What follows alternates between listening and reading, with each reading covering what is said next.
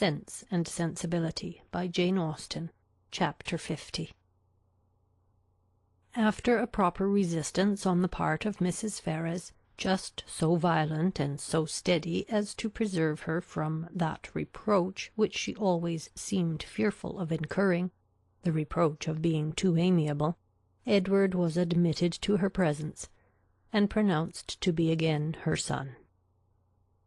Her family had of late been exceedingly fluctuating. For many years of her life she had had 2 sons, but the crime and annihilation of Edward a few weeks ago had robbed her of one.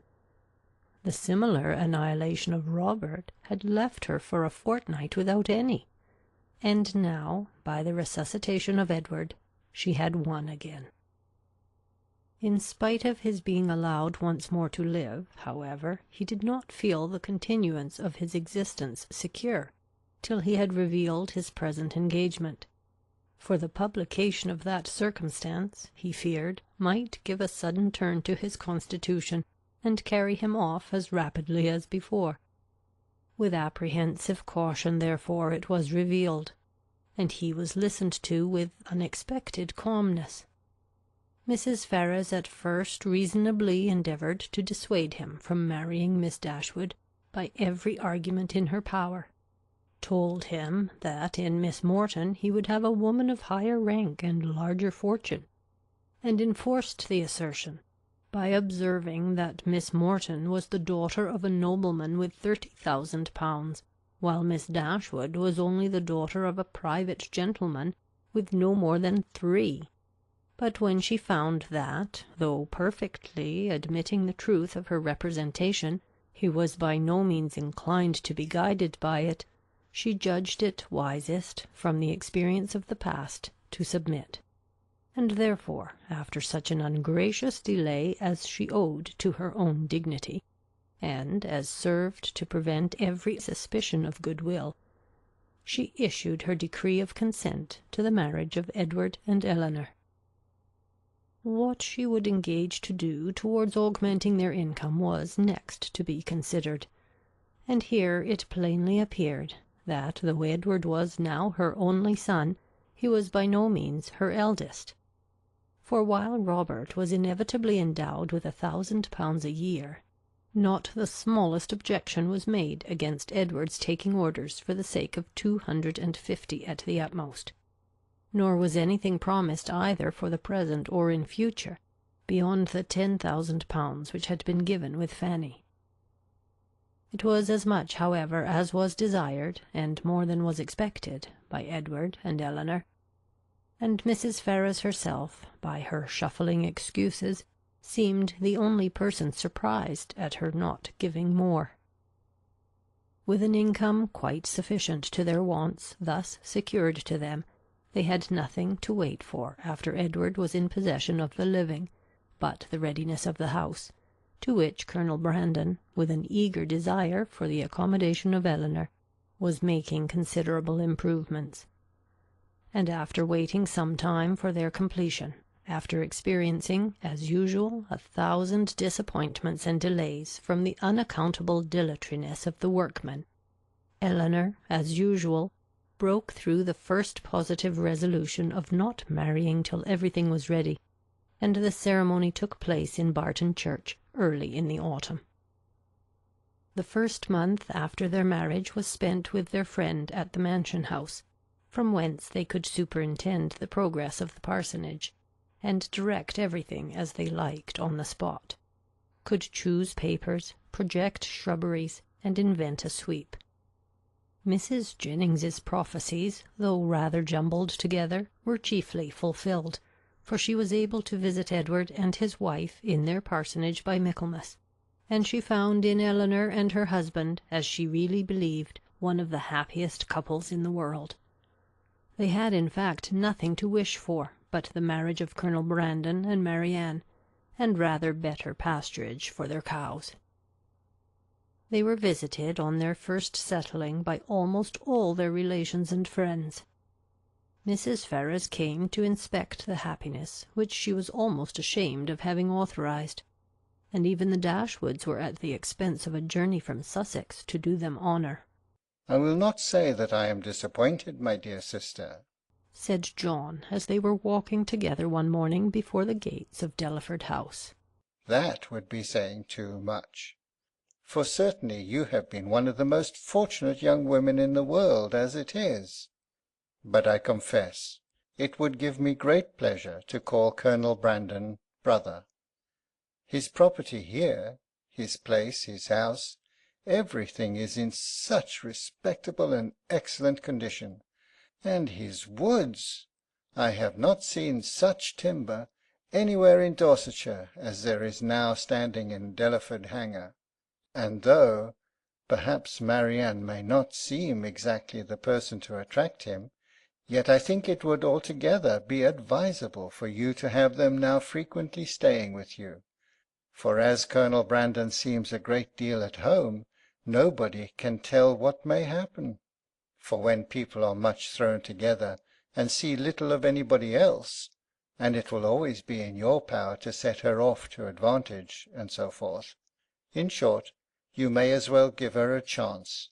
You understand me?" But though Mrs. Ferrars did come to see them, and always treated them with the make-believe of decent affection, they were never insulted by her real favour and preference.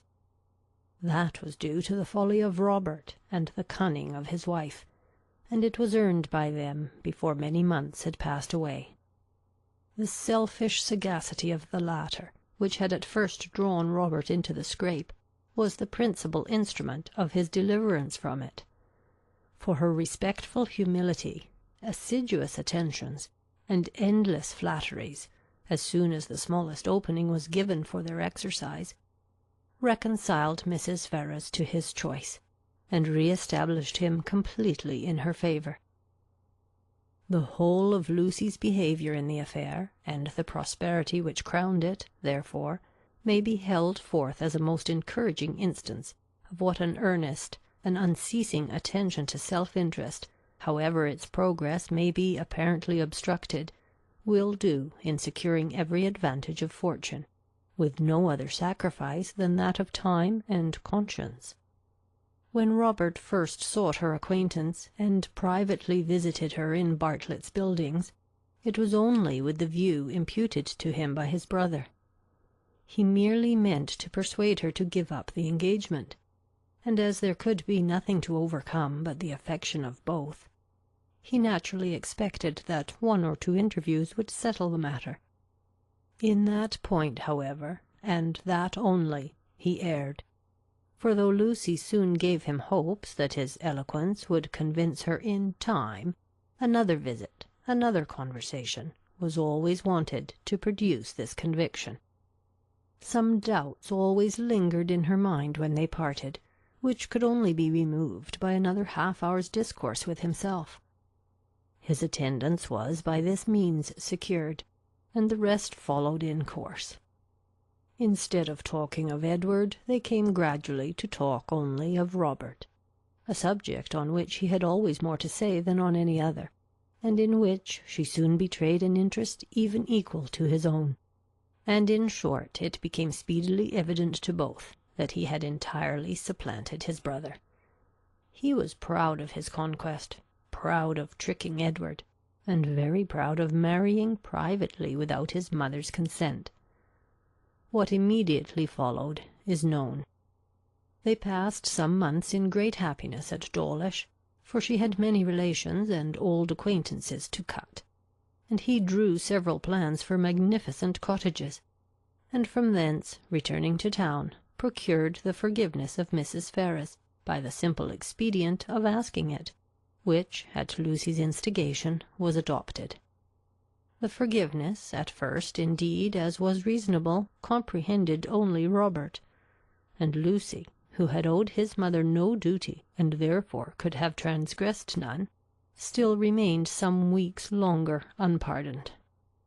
But perseverance in humility of conduct, and messages in self-condemnation for Robert's offence, and gratitude for the unkindness she was treated with, procured her in time the haughty notice which overcame her by its graciousness, and led soon afterwards, by rapid degrees, to the highest state of affection and influence. Lucy became as necessary to Mrs. Ferrars as either Robert or Fanny, and while Edward was never cordially forgiven for having once intended to marry her, and Elinor, though superior to her in fortune and birth, was spoken of as an intruder, she was in everything considered, and always openly acknowledged to be a favourite child. They settled in town, received very liberal assistance from Mrs. Ferrars, were on the best terms imaginable with the Dashwoods, and setting aside the jealousies and ill will continually subsisting between Fanny and Lucy, in which their husbands of course took a part, as well as the frequent domestic disagreements between Robert and Lucy themselves, nothing could exceed the harmony in which they all lived together. What Edward had done to forfeit the right of eldest son might have puzzled many people to find out, and what Robert had done to succeed to it might have puzzled them still more. It was an arrangement, however, justified in its effects, if not in its cause, for nothing ever appeared in Robert's style of living or of talking to give a suspicion of his regretting the extent of his income, as either leaving his brother too little or bringing himself too much. And if Edward might be judged from the ready discharge of his duties in every particular, from an increasing attachment to his wife and his home, and from the regular cheerfulness of his spirits, he might be supposed no less contented with his lot, no less free from every wish of an exchange. Elinor's marriage divided her as little from her family as could well be contrived, without rendering the cottage at Barton entirely useless, for her mother and sisters spent much more than half their time with her. Mrs. Dashwood was acting on motives of policy as well as pleasure in the frequency of her visits at Delaford, for her wish of bringing Marianne and Colonel Brandon together was hardly less earnest, though rather more liberal than what John had expressed. It was now her darling object. Precious as was the company of her daughter to her, she desired nothing so much as to give up its constant enjoyment to her valued friend, and to see Marianne settled at the mansion house was equally the wish of Edward and Elinor. They each felt his sorrows and their own obligations, and Marianne, by general consent, was to be the reward of all. With such a confederacy against her, with a knowledge so intimate of his goodness, with a conviction of his fond attachment to herself, which at last, though long after it was observable to everybody else, burst on her, what could she do? Marianne Dashwood was born to an extraordinary fate. She was born to discover the falsehood of her own opinions, and to counteract, by her conduct, her most favourite maxims. She was born to overcome an affection formed so late in life as at 17, and with no sentiment superior to strong esteem and lively friendship, voluntarily to give her hand to another, and that other a man who had suffered no less than herself under the event of a former attachment, whom, 2 years before, she had considered too old to be married, and who still sought the constitutional safeguard of a flannel waistcoat. But so it was. Instead of falling a sacrifice to an irresistible passion, as once she had fondly flattered herself with expecting, instead of remaining even for ever with her mother, and finding her only pleasures in retirement and study, as afterwards, in her more calm and sober judgment, she had determined on, she found herself at 19, submitting to new attachments, entering on new duties, placed in a new home, a wife, the mistress of a family, and the patroness of a village.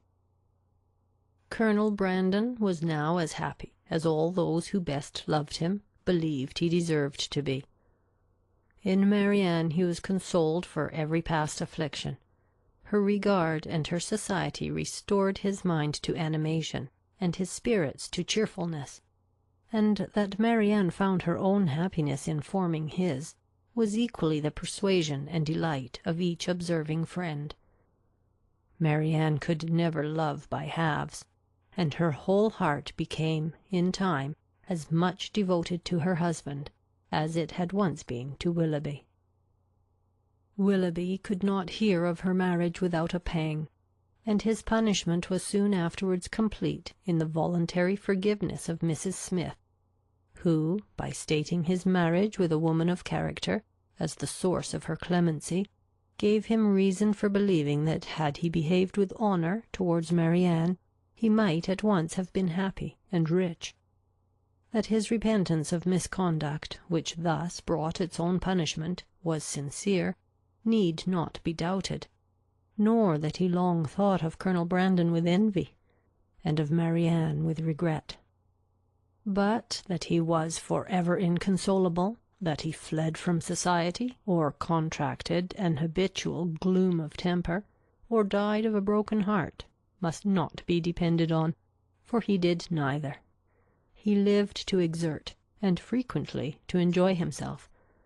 His wife was not always out of humour, nor his home always uncomfortable, and in his breed of horses and dogs, and in sporting of every kind, he found no inconsiderable degree of domestic felicity. For Marianne, however, in spite of his incivility in surviving her loss, he always retained that decided regard which interested him in everything that befell her, and made her his secret standard of perfection in woman, and many a rising beauty would be slighted by him in after days, as bearing no comparison with Mrs. Brandon. Mrs. Dashwood was prudent enough to remain at the cottage, without attempting a removal to Delaford, and fortunately for Sir John and Mrs. Jennings, when Marianne was taken from them, Margaret had reached an age highly suitable for dancing, and not very ineligible for being supposed to have a lover. Between Barton and Delaford there was that constant communication which strong family affection would naturally dictate, and among the merits and the happiness of Elinor and Marianne, let it not be ranked as the least considerable, that, though sisters, and living almost within sight of each other, they could live without disagreement between themselves, or producing coolness between their husbands. End of chapter 50. End of Sense and Sensibility by Jane Austen.